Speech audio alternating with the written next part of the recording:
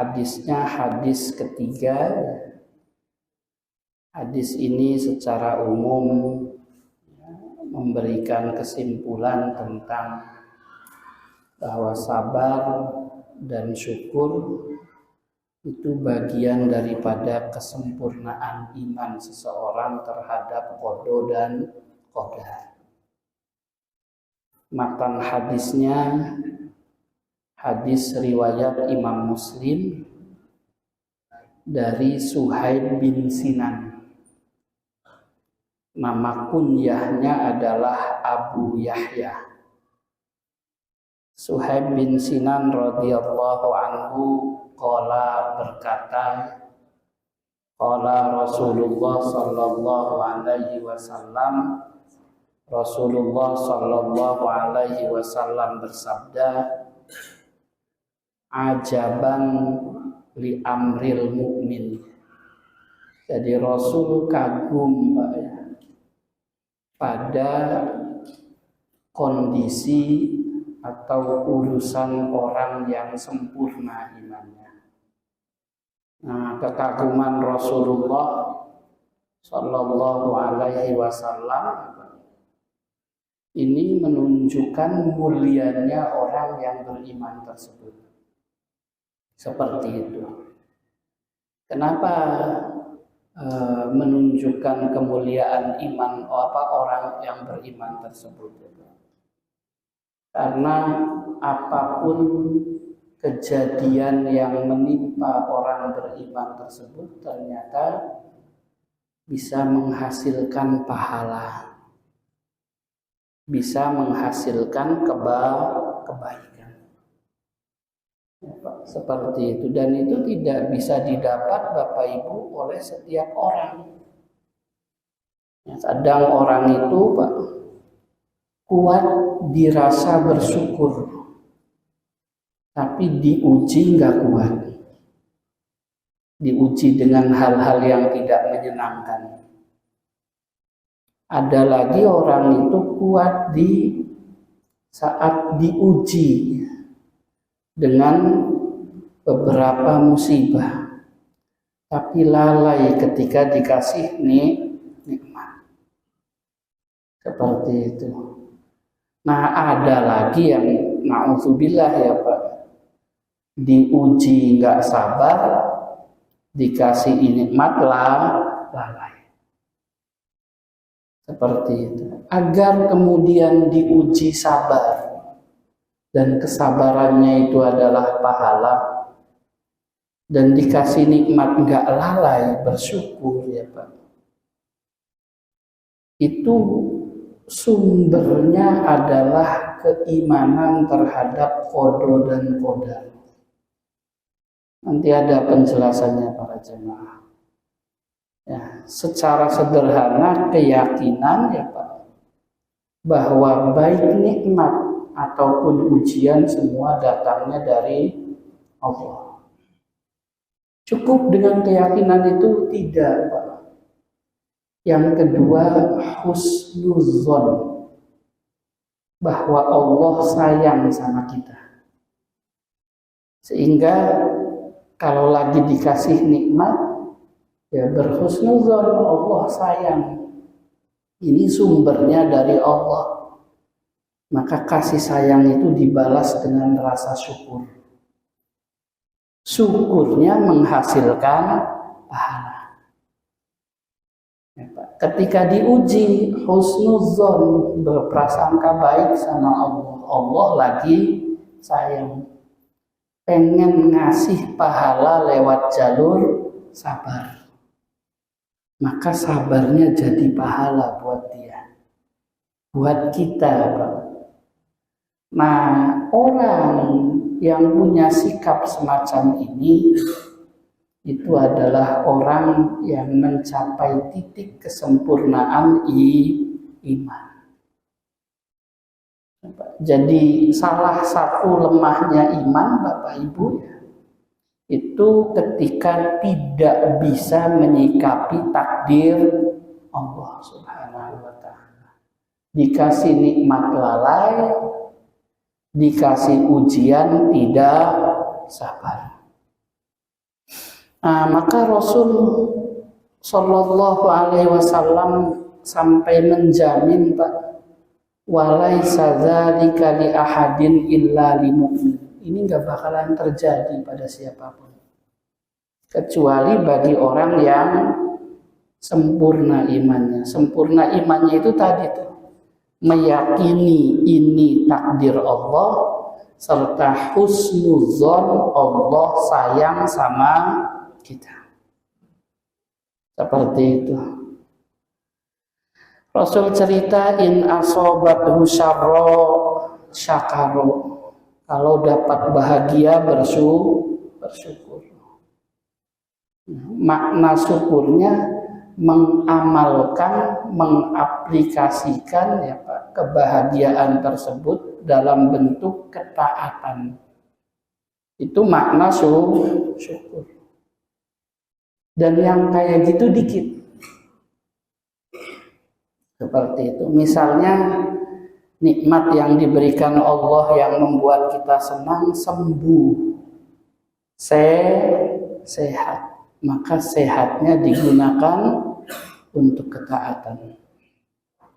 Misalnya nikmat yang Allah berikan pada kita harta, Pak. Maka harta halal tersebut dipastikan untuk ketaatan. Seperti itu.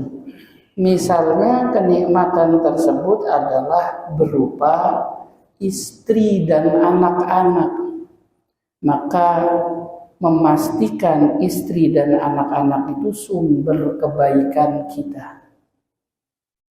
Itu yang berapa? Teorinya gampang. Fakana khairan lahu, maka nikmatnya jadi amal soleh. Wa in asobathu dorro, ya Pak. Kalau ternyata ditimpa musibah, hal-hal yang tidak menyenangkan, entah penyakit, entah ekonominya berkurang, entah dilanda, kalau orang sekarang ngomongnya galau, Pak. Zaman tahun 2000-an namanya dilema, seperti itu. Jadi gampang pusing. Maka dia bersabar. Bersabar itu kata para ulama minimalnya tarkus syakwa. Enggak update status, Pak. Kalau sedang diuji, enggak ngadu ke orang. Susah kan, Pak? Padahal itu sabar minimal. Maksimalnya ridho. Kalau tidak ngeluh, tidak update status ya Pak, aslinya nggak ridho, nggak nerima, ya Allah, nggak kuat ini. Tapi ngadunya cuma ke Allah. Seperti itu. Itu masih dikategorikan apa? Sabar, para jemaah. Ngeluh-ngeluhnya ke Allah. Boleh sih ngeluhnya Pak, tapi ke Allah. Seperti itu. Seperti yang dilakukan Nabi Ayub. Nah, paling maksimalnya adalah ridho. Ridho itu berarti apa? Nerima. Merasa tidak jadi beban musibahnya. Gampang teorinya, berat prakteknya. Soalnya urusan hati, Pak. Tidak bisa dibohong. Sehingga usaha kita tuh Bapak Ibu sederhana.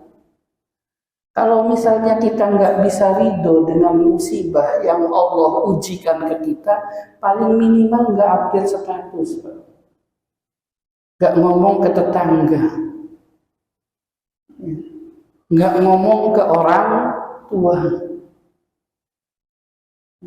Kalaupun mau nyari solusi curhat atas namanya orang lain, biar kesengsaraannya disembunyikan. Nah, kata para ulama itu kesabaran tingkat minimal. Seperti itu. Ya kalau dipraktekin kayaknya kita banyak nggak sabarnya para jemaah. Soalnya dikit-dikit cerita, kenapa Pak Haji kayak gitu? Ini udah 3 hari gigi sakit mulu kan kayak gitu Pak. Itu yang sepuh.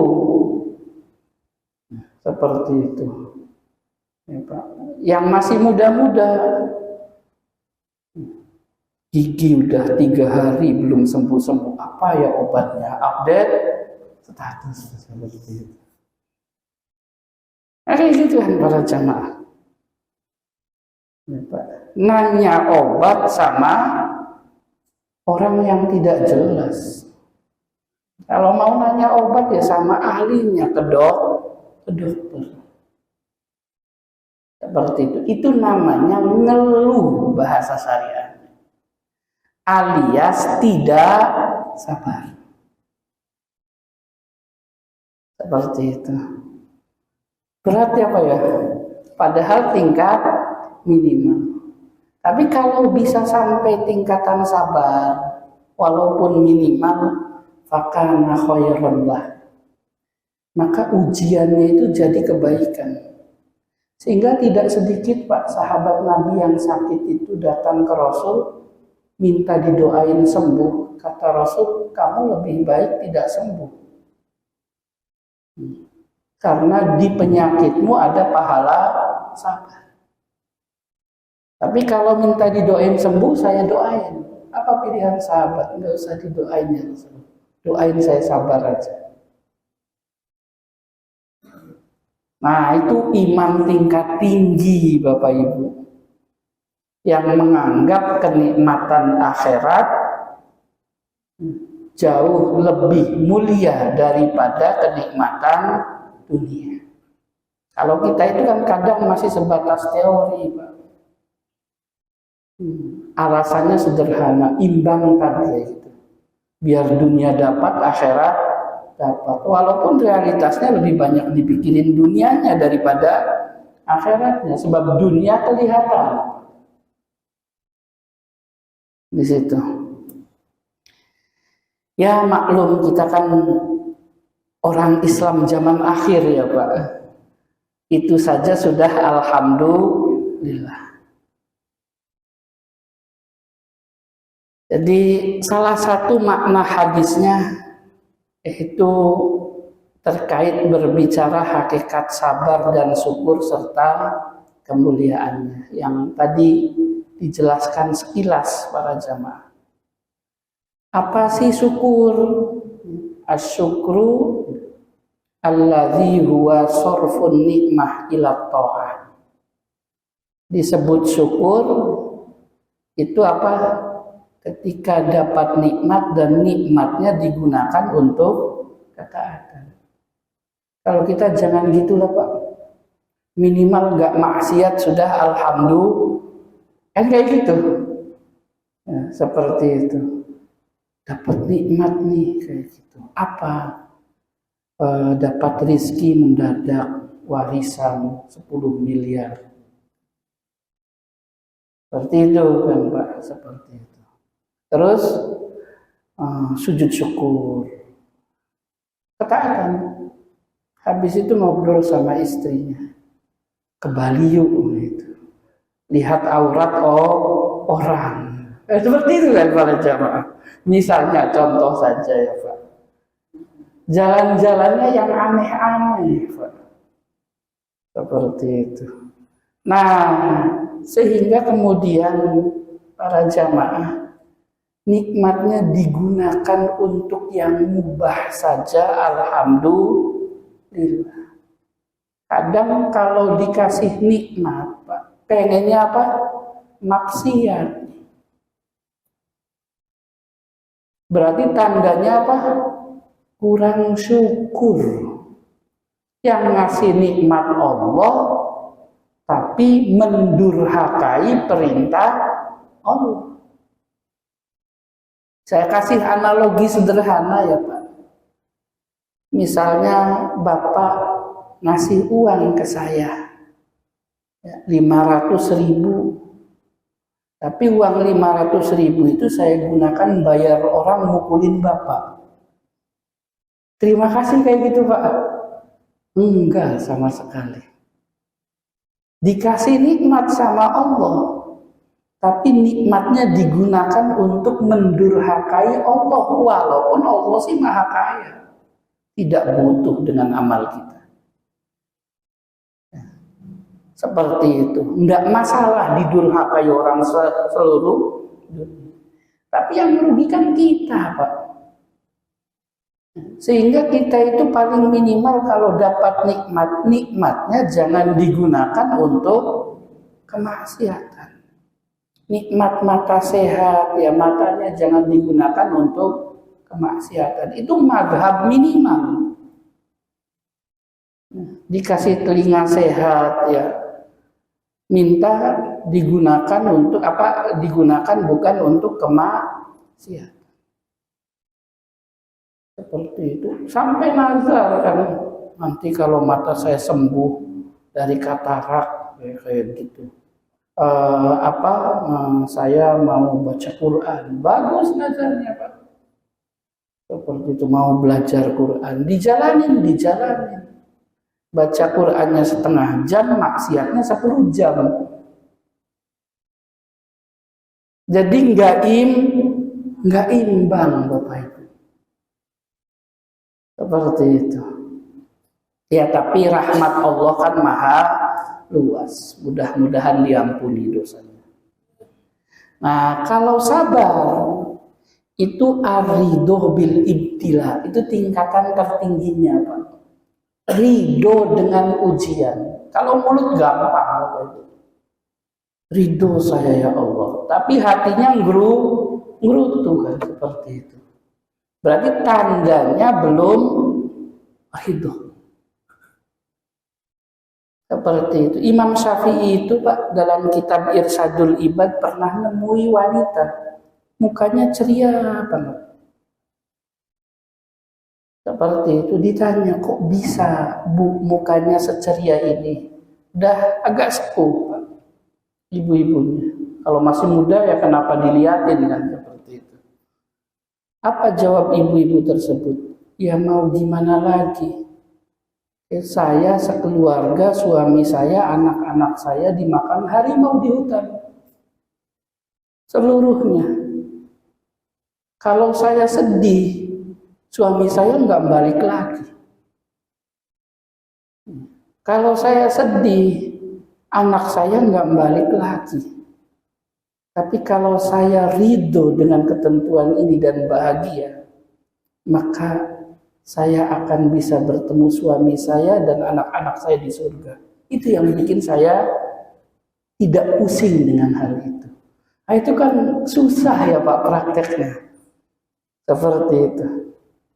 Maka paling bisa mazhab kedua, yang paling minimal tarkus syakwa, ya, bil karohah, tidak mengeluh, tidak mengungkapkan, ya Pak, kecuali karena kebutuhan, misalnya ditanya dokter atau apa semacam itu, terhadap hal yang tidak menyenangkan. Ya bahasa sekarangnya nggak update status lah, seperti itu. Ya Pak, menahan diri, tidak menampakkan kesusahan. Kadang realitasnya Bapak Ibu, aslinya nggak susah, tapi wajahnya wajah memelas Pak. Kayak gitu. Kalau kata kawan saya itu namanya wajah sendu katanya Pak. Seneng duit gitu. Jadi modus tuh biar dikasihani orang, jamaah rahimani wa rahimakumullah. Nah, sehingga jadi pusat perhatian. Kenapa sedih? Ini lagi ada masalah, padahal nggak ada masalahnya. Semacam itu. Nah, aslinya nggak ada, gara-gara bohong jadi beneran ada. Maka orang yang sempurna imannya itu ya sabar. Sabar itu paling minimal tidak mengeluh, menyembunyikan ujian. Prinsipnya iza asobathum musibah qalu inna lillahi wa inna ilaihi rajiun. Kalau ternyata kenikmatan itu dicabut sama Allah, ya asalnya juga milik Allah, kembali ke Allah, masalah kita apa? Tangan sehat sama Allah dibikin sakit, ya asalnya juga kita nggak punya tangan kita. Itu teorinya para jamaah, tapi prakteknya ya wallahu a'lam. Seperti itu. Nah, ketika sanggup syukur dan sabar, maka ada derajat besar di sisi Allah Subhanahu wa Ta'ala. Maka Rasul mengatakan apa dalam hadisnya? Sungguh mengagumkan. Seperti itu. Rasulnya sendiri kagum pada orang yang imannya sempurna. Seperti itu. Nah, fahuma ya, dalil kamalil iman. Sabar syukur itu bukti keyakinan kita sama qada-qadar, keyakinan kita dengan innalillah, semuanya milik Allah, itu kuat. Kemarin Pak, saya berdiskusi dengan salah satu jamaah di satu masjid. Ya, terus kemudian kata jamaah itu bilang, yang susah itu merubah kebiasaan ya tadi. Saya dulu rumahnya nggak punya AC. Terus kemudian tiba-tiba ada AC 10 tahun. Mau saya cabut lagi tuh nggak bisa tidur tadi gitu. Seperti itu. Kenapa? Karena sudah nyaman. Kenapa kata saya Pak Haji nggak bisa tidur? Ya pernah dicoba main ke saudara yang nggak punya AC-nya, akhirnya tidur di dalam mobil seperti itu. Karena nggak bisa tidur. Jadi nikmat itu kalau melekat lama terus diambil sama Allah, ikhlasnya susah. Ridhonya susah. Sabarnya susah. Seperti itu. Padahal aslinya bukan milik kita. Sehingga doktrin innalillahi wa inna ilaihi rajiun itu harus terus. Ya, ketika dapat musibah, biar hatinya yakin bahwa aslinya itu bukan milik kita. Seperti itu. Kan mulut itu doktrin hati, Pak. Seperti itu. Dalam hadis itu iza istaqoma al-lisan istaqoma al-qalb. Kalau mulutnya ngajarin yang lurus-lurus, hatinya ikut lurus. Misalnya mau pulang, kan sudah pernah dibahas di bab niat ya Pak. Mau pulang ke Cirebon ya Pak. Cuman ragu-ragu pulang enggak. Siapa yang bisa mendoktrin pulang? Mulut kita sendiri Pak. Bismillah pulang. 1000 kali aja diucapin, pulang beneran. Kebawa ucapan. Itu zikir namanya. Makanya zikir mulut itu penting untuk mendoktrin hati agar ingat Allah Subhanahu wa Ta'ala. Salah satu zikir mulut baca Al-Quran. Baik, apa iman itu isinya ya Pak? Aplikasinya atau prakteknya, satu di kesabaran, satu di rasa syukur. Karena ujungnya pengakuan kehidupan ini diatur sama Allah. Seperti itu. Makanya hadisnya ya, riwayat Baihaqi dari Anas bin Malik, al-imanu nisfan. Iman itu 2 bagian. Setengahnya disabar, setengahnya disyukur. Seperti itu. Syukurnya gimana? Menggunakan nikmat tersebut ke dalam amal soleh. Makanya Allah perintahkan ke Nabi Daud dan keluarganya, wahai keluarga Daud, beramal solehlah atas nikmat yang aku berikan kepadamu, sebagai bentuk rasa syukur. I'malu ala Dawuda syukur wa qalilum min ibadiyas syakur. Karena sedikit yang amal solehnya digunakan, nikmatnya digunakan untuk amal soleh. Ya paling minimal sekali lagi untuk hal yang mubah lah, Bapak Ibu. Kalau sudah bersyukur apa Pak? La in syakartum la azidannakum. Ayat ini bisa dipahami para jamaah. Kalau kita dikasih nikmat ya Pak, sehatnya buat sholat, seperti itu.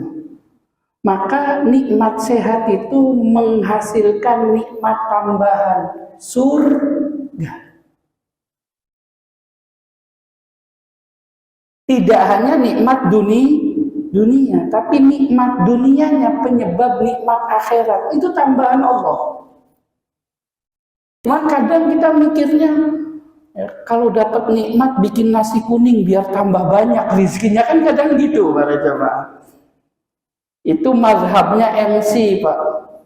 Kalau ada acara syukuran, mudah-mudahan acara syukuran. Ayatnya kan yang dipakai la in syakartum la azidannakum. Pikirannya apa? Kalau dikasih nikmatnya nambah, tapi nggak pernah mikir akhirat. Padahal Allah mengatakan wa mal hayatud dunya illa mata'ul ghurur. Sebanyak apapun nikmat dunia itu ada batasnya, kematian. Seperti itu. Karena itu nikmat dunia tidak terlalu dianggap sama Allah. Buktinya apa? Yang penjahat pun dikasih nikmat. Penjahat padahal. Udah jahat, kafir lagi Pak. Tapi perangnya menang. Yang muslim ahli sholat, ahli ibadah, perangnya kalahan. Kan misalnya seperti itu. Nah, maka nikmat dunia itu tidak dianggap sama Allah. Karena sifatnya dalam hadis itu cerita gini para jamaah. Rasul dengar suara batu tuh Pak, yang nyemplung. Lalu Rasul nanya sahabat, dengar enggak? Apa itu ya Rasul? Itu batu. Dilempar dari sirot, jembatan, baru nyampe neraka jahanam setelah sab'ina khoripan, 70 tahun. Jadi orang kepleset di sirot, jembatan itu melayang-layangnya berapa tahun Pak? 70 tahun, itu umur kita di dunia. Seperti itu. Dihabiskan buat amal soleh. Kalau dihabiskan buat kemaksiatan, senang-senang, 70 tahun senang-senang di dunia, pas keplesetnya baru nyampe neraka jahanam tuh. Belum disiksa benerannya Pak. Itu sudah menghabiskan umur kita. Maka kenikmatan dunia itu tidak punya nilai di sisi Allah. Seperti itu. Ada orang itu cerita ya, nggak apa-apa masuk neraka dulu asal sebentar aja. Sebentarnya 70 tahun Pak. Melayang-layang dulu, nyampe neraka, diangkat lagi 70 tahun lagi baru masuk surga. Udah 140 tahun itu. 140 tahun dunia para jamaah. Kalau kita dikasih ujian sama Allah dari lahir sampai 70 tahun, rasanya lama banget ya Pak. Dan itu problemnya sebenarnya. Maka ya harapan satu-satunya kita itu adalah roja. Berharap kasih sayang Allah. Seperti itu. Pede aja para jamaah. Yang penting masih beriman. Jangan habis kayak ngaji kayak gini terus sedih, malas kerja seperti itu. Pikirannya akhirat mulu, anak istri nggak dinafkahi, ya sama aja bikin dosa baru. Hidupnya sedang-sedang saja. Di zaman Rasul itu ada orang ibadah aja sama Rasul dimarahin para jemaah. Karena hidup ini ada hak ibadah, ada hak istri, ada hak anak, ada hak tetangga, ada hak kawan. Normalnya kita manusia. Dan Allah nuntutnya nggak banyak. Seperti itu. Baik. Wala in kafartum, kalau kufur nikmat, berarti kufur itu apa? Kenikmatannya digunakan untuk kemaksiatan. Baru diancam sama Allah, siksaku pedih loh. Gara-gara salah penggunaan terhadap nikmat. Seperti bukan dikurangi nikmatnya, bukan. Tapi diancam apa? Neraka. Seperti itu, sumbernya kufur nikmat. Hasil kerjaannya maksiat. Seperti itu. Makanya kalau nerjemahinya ditambahi dengan nikmat dunia, harusnya lawannya apa? Kalau kufur dikurangi, kan kayak gitu para jamaah. Kalau dikurangi di ayat lain, Pak, falaula idja'ahum ba'suna tadarra'u. Kalau diuji itu sebenarnya kasih sayang Allah agar ingat akhirat. Bukan dikurangi nikmatnya, itu malah nikmat. Biar ketika kita keluar trek, balik lagi gara-gara ujian. Seperti itu. Sebab Pak, kesuksesan sebenarnya itu kan kesuksesan setelah meninggal. Kalau kesuksesan itu kesuksesan dunia, maka yang diceritakan orang sukses Fir'aun, Pak. Fir'aun itu kekuasaannya pernah dilengserin enggak, Pak? Enggak, sampai meninggal dia jadi raja. Fir'aun meninggalnya di mana, Pak? Laut Merah, ditenggelamin. Orang soleh meninggal tenggelam juga banyak. Enggak masalah meninggal tenggelam itu. Bahkan Rasul mengatakan meninggal tenggelam itu syahid. Hidupnya pernah sengsara? Enggak, senang terus Pak Fir'aun itu. Ya, bahkan dengar-dengar nggak pernah sakit. Berarti gambaran kesuksesan tapi Quran nggak pernah mengatakan Fir'aun orang beruntung. Kalau nggak ada Quran, maka sejarahnya mengatakan Fir'aun raja Mesir, raja yang paling sukses. Nah, apakah Nabi Musa berhasil melengsarkan kekuasaannya Fir'aun? Enggak kan, Pak. Sampai meninggal jadi raja dia. Enggak kalah. Nabi Musanya yang lari nyelamatin Bani Israel. Sehingga kesuksesan dunia itu bukan kesuksesan di mata Allah Subhanahu wa taala, karena sifatnya sementara. Cuman kan kadang pandangan kita sukses gitu ya, Pak. Kalau mobilnya mewah, rumahnya bagus, badannya sehat, duitnya banyak ya, Pak. Jalan-jalan terus. Wah, orang sukses tuh kayak gitu kan. Padahal belum tentu seperti itu. Baik para jamaah ya. Kalau ini yang sabar ya Pak. Sabar itu apa? Inna lillahi wa inna ilaihi ridho dengan ketentuan Allah. Atau paling minimal enggak ngeluh. Karena semuanya milik Allah. Apa pahala sabarnya Pak?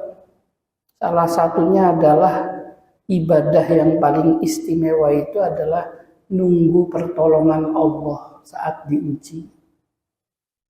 Itu namanya sabar. Punya keyakinan ujiannya akan berlalu. Dilatihnya kapan para jamaah? Saat puasa. Saat puasa itu diuji lapar, punya keyakinan maghrib. Nanti maghrib bisa makan. Itu kan keyakinan para jamaah. Sehingga setiap ujian itu pasti ada waktu bukanya nanti. Dan pas buka itu senangnya luar biasa di situ. Maka salah satu ibadah kita itu adalah intizarul farj. Nunggu pertolongan Allah, datangnya kemudahan. Lagi kapan nunggu pertolongan Allah ini? Ya saat diuji, Pak. Kadang kitanya itu kan pertama nggak update status, sebulan Pak, udah mulai nggak kuat kan seperti itu. Mulai pikirannya panik. Nah, kalau benar-benar sabar, Allah cerita ya Pak di surah An-Nahl, ya, dunia itu akan habis. Surga selama-lamanya. Surga itu sumbernya amal soleh. Kalau amal solehnya sabar, Allah dengan mengatakan sungguh kami Allah akan membalas pahala orang-orang yang sabar dengan pahala apa? Terbaik dari seluruh amal soleh yang pernah dilakukan. Itu dahsyatnya sabar. Maka Rasul kagum sama orang beriman yang bisa syukur, bisa sabar. Selesai kalau coba. Baik, wallahu a'lam bishawab ya Pak. Barangkali ada satu pertanyaan, silahkan Pak, barangkali kalau ada sebelum ditutup. Silahkan Bu. Waalaikumsalam warahmatullahi wabarakatuh.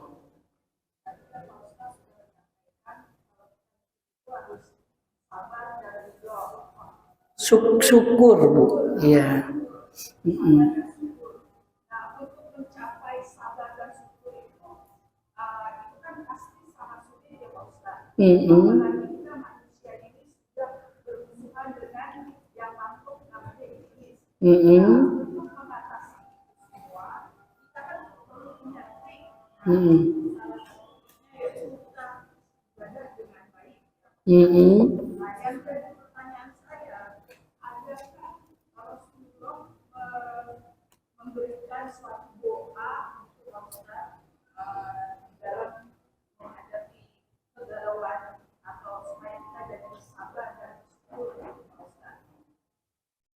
Baik Bu, salah satu doa ya Bu yang diajarkan Rasul ke Mu'adz bin Jabal itu adalah Allahumma a'inni ala zikrika wa syukrika wa husni ibadatik. Itu doa biar jadi orang yang bersyukur seperti itu, ya, agar bisa beramal soleh ya, seperti itu.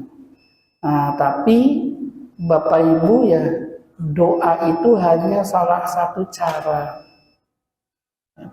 Cara kedua usaha lewat jalur ilmu, Pak.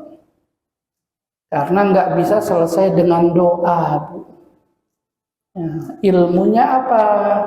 Ilmunya adalah ilmu husnuzon terhadap Allah, keyakinan Allah Maha Baik, sehingga kalau lagi diuji keyakinannya apa?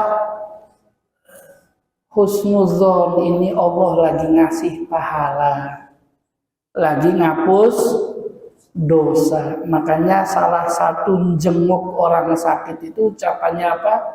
La ba'sa tohurun insya Allah, Bapak nggak masalah. Ini mah penyakit kecil, nanti juga sembuh kayak gitu. Ini hanya sekedar menghapuskan dosa, kan semacam itu. Itu kan husnuzon, bukan suuzon, Pak. Kayak gitu, datang-datang jengukin orang sakit kayak gitu. Bapak, yang tetangga saya penyakit kayak gini besoknya meninggal. Ya nggak gitu ya para jamaah. Memupuk optimisme seperti itu. Nah itu contoh di ini, termasuk bab ekonomi. Diuji ekonominya gimana nih? Ah itu biasa kayak gitu. Nanti juga kalau pas waktunya kaya, insya Allah. Belum waktunya saja. Seperti itu, cukup sabar aja kayak gitu. Lagi sayang Allahnya, biar kemudian hisabnya enggak banyak. Kan seperti itu namanya motivasi. Kalau bukan orang lain yang motivasi seperti itu, ya diri sendiri, Pak. Biar kemudian dilatih ridho. Seperti itu. Ya cuman proses ridhonya kayak mungkin ngupas kelapa kayak Pak. Kelapa itu kan apa tuh namanya Pak? Serabutnya udah dikupasin, kirain udah buah kan, ternyata masih ada batok juga. Seperti itu, sehingga kok nggak nyampe derajat sabar. Ya sabar seperti itu. Karena belajarnya lama, teorinya mah sebentar. Yang lama apa Pak? Belajar ngamalinnya. Seperti itu. Ya kayak kursus mobil aja tuh para jamaah. Kursus mobil itu belajar teorinya sejam Pak. Tapi belajar prakteknya kadang 2 minggu juga masih nabrak. Seperti itu. Sehingga belajar praktek itu Pak lebih berat daripada belajar teori. Ya udahlah nggak usah belajar teori, langsung praktek aja. Nggak bisa, harus ada teorinya. Seperti itu namanya ngaji. Makanya ada ulama itu mengatakan bahwa wa kullu man bi ghairi ilmin ya'malu a'maluhu mardudatun la tuqbalu ya. Kalau orang beramal ibadah ataupun beramal apapun tanpa ilmu, ya niscaya amalnya itu banyak rusaknya daripada benarnya karena tidak didasari dengan ilmu. Kalau bahasa hadisnya itu adalah man amila amalan laisa fihi amruna fahuwa raddun. Kalau ada amal soleh tidak ada sumber ilmunya, biasanya menghasilkan bid'ah karena nggak punya sumber ilmu seperti itu, ya Pak. Nah, maka ditolak sama Allah. Nah, di amal-amal yang muncul itu, yang kemudian ditolak biasanya tidak memiliki sumber ilmu. Tapi kadang problemnya itu kan, wah ini bid'ah. Yang ngomong bid'ah nggak ngerti ilmunya bid'ah, sehingga yang bid'ahin yang bid'ah Pak. Yang beramalnya benar sesuai syariah, tapi yang bid'ahin nggak punya ilmunya, sehingga yang bid'ahin yang bid'ah, bikin hukum baru ya seperti itu. Mengatakan ini bukan dari Islam padahal ajaran Islam. Baik, mudah-mudahan cukup ya Bu. Terima kasih. Wallahu a'lam. Subhanakallahumma wa bihamdika asyhadu an la ilaha illa anta astaghfiruka wa atubu ilaik. Wallahu a'lam. Terima kasih. Mohon maaf.